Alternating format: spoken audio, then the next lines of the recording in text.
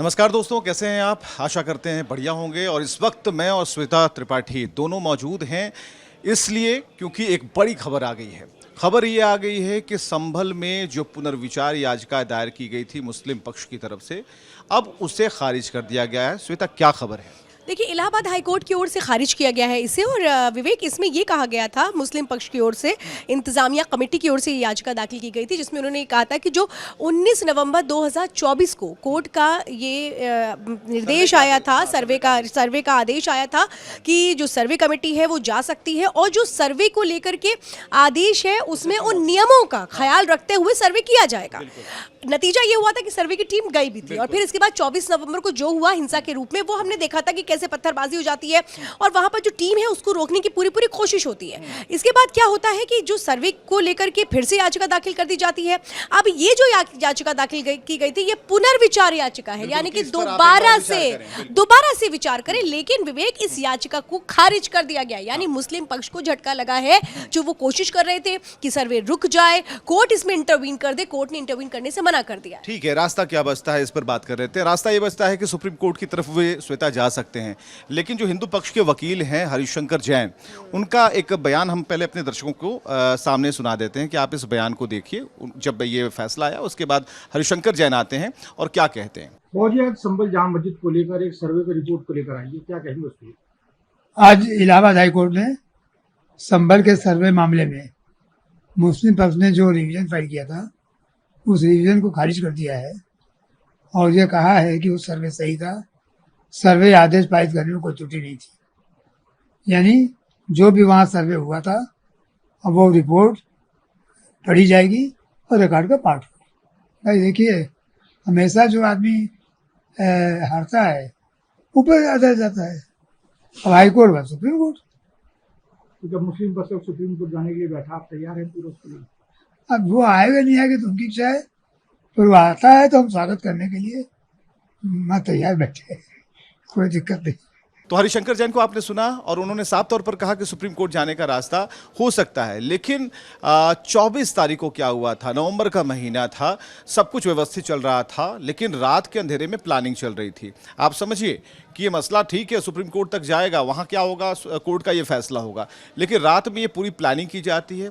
इसमें सफ़ेद पोश लोग रहते हैं, इसमें रसूखदार लोग रहते हैं, और एक पूरी विवेक नाम लेना चाहिए। देखिए, इसमें जो है समाजवादी पार्टी के सांसद जियाउर रहमान बर्क का खुल करके नाम सामने आया, और उनसे बाकायदा इस पूरे मामले को लेकर के उनको नोटिस दिया गया, उनसे पूछताछ इसमें की जा रही है, और उनको उनका जो नाम है वो उनके करीबी नहीं लिया था जब जिसको गिरफ्तार किया गया, कि कैसे उनको पता था। ये लोग फोन कॉल से बात कर रहे हैं। एग्जैक्टली, वो उनको ये पता था कि जो सर्वे की टीम है वो आने वाली है, क्योंकि बर्क ये कहते रहे कि हमें तो बताया ही नहीं गया, हमें जो नोटिस है वो दिया नहीं गया।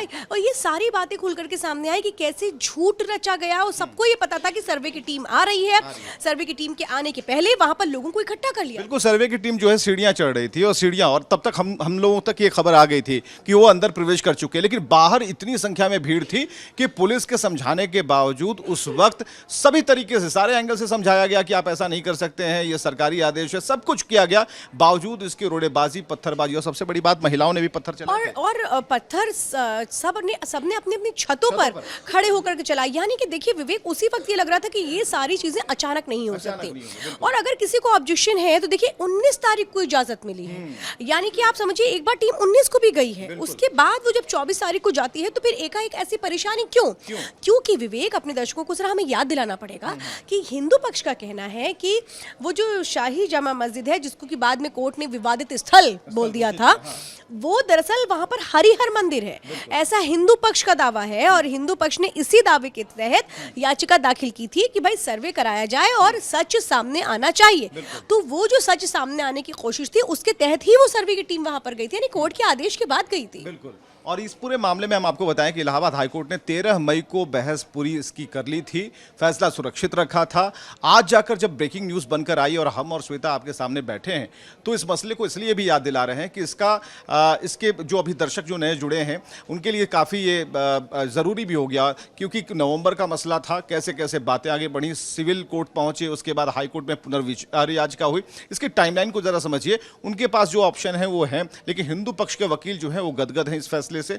उनका कहना है कि डबल झटका लग गया है और ऐसी स्थिति में अब हरिहर मंदिर होने का जो दावा उन तथ्यों के आधार पर जिसमें नक्काशी की गई थी, हिंदू धर्म के मुताबिक उन मंदिरों में चिन्ह थे जिसे प्लास्टर ऑफ पेरिस से चिपकाया गया था, ये सारी चीजें हैं श्वेता। और देखिए इसमें विवेक मैं जो पढ़ रही हूँ इसमें दरअसल हरिशंकर जैन और उनके साथ जो दूसरे साथी हैं उन्होंने सिविल जज सीनियर डिवीजन संभल की अदालत में मुकदमा दायर किया था, जिसमें उन्होंने ये तर्क दिया था कि संभल के कोट पूर्वी स्थित जामा मस्जिद की एक मंदिर को ध्वस्त करने के बाद बनाई गई है। वादी ने हरिहर मंदिर में प्रवेश के अधिकार की घोषणा की मांग की थी और इसी में कोर्ट में सुनवाई करते हुए एएसआई को एडवोकेट कमिश्नर के साथ सर्वे का निर्देश दिया था।